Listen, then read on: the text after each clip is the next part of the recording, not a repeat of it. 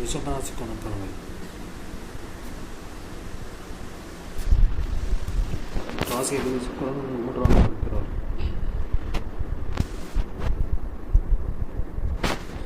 ரிஷபராசிக்காரர் 8ஆம் இடத்தில் குருவோடு சேர்ந்திருக்கிறார். ரிஷபராசிக்காரர் எழுத்து இருக்கிறது. 2020 ஆட்சியாக்கம் பொருளாதாரம் சூப்பராக இருக்கும். முதன்மை ராசிக்கான ஏழாவது குரு சுக்கரனோடு சேர்ந்துக்கணும். ஸோ நமக்கு அது முதல் ராசிக்காரர்கள் திருமணம் நடக்கிறதுக்கான வாய்ப்பு இருக்கிறது. முதல் ராசிக்கு 2வது குரு சுக்கரனும் பொருளாதாரம் சிறப்பாகவே இருக்கும். கடக ராசிக்கு கடகத்தில் குரு சுக்கரன் இணைந்திருக்கிறார்கள். ஸோ கடக ராசிக்காரர்களுக்கு பொருளாதாரம் சிறப்பாகவே இருக்கும். வருமானம் நன்றாகவே வரும்.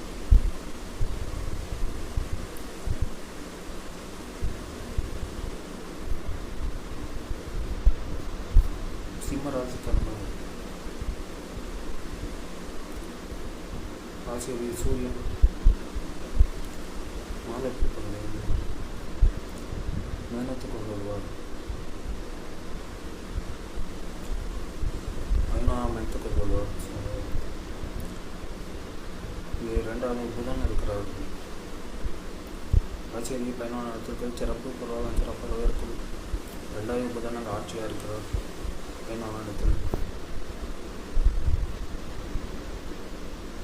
உள்ள சம்பாத்தியம் சேவிங்ஸ் இருக்கும்.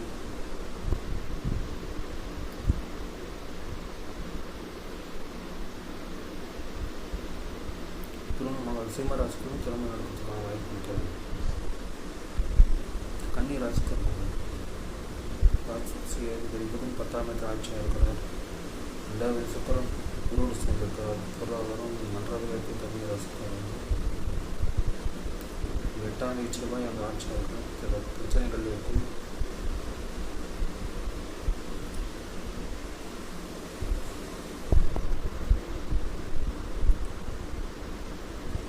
ஒரு முயற்சியில் சில பிரச்சனைகள் இருக்கும்.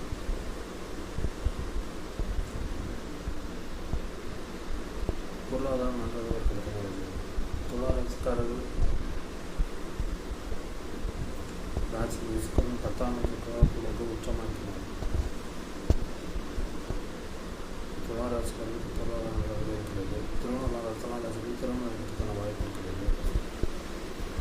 விருச்சிக ராசிக்காரர்கள்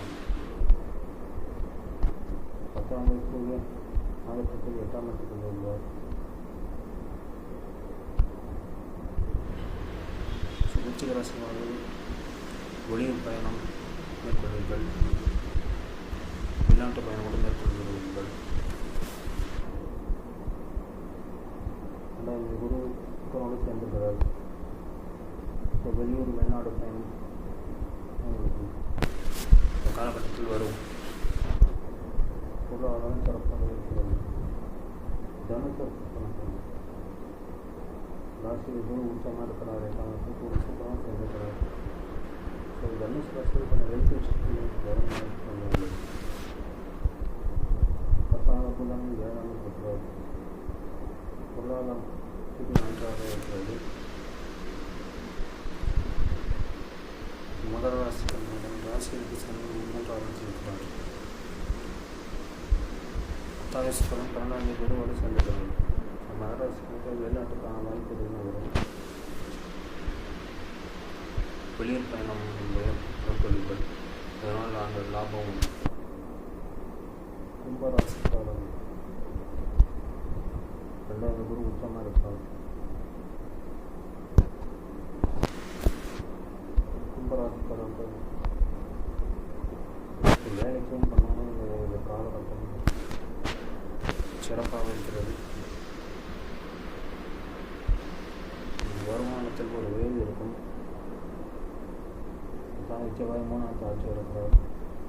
பொருளாதாரம் இன்னொரு இருக்கிறது.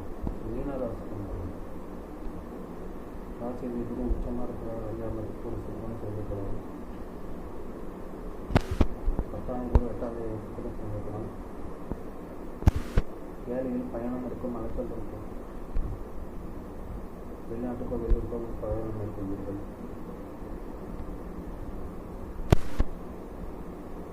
தேர்தல் விஷயத்தில் எச்சரிக்கையாக இருக்க வேண்டியது. 2005 ஆட்சி சொல்வது சிறப்பாக இருக்கும்.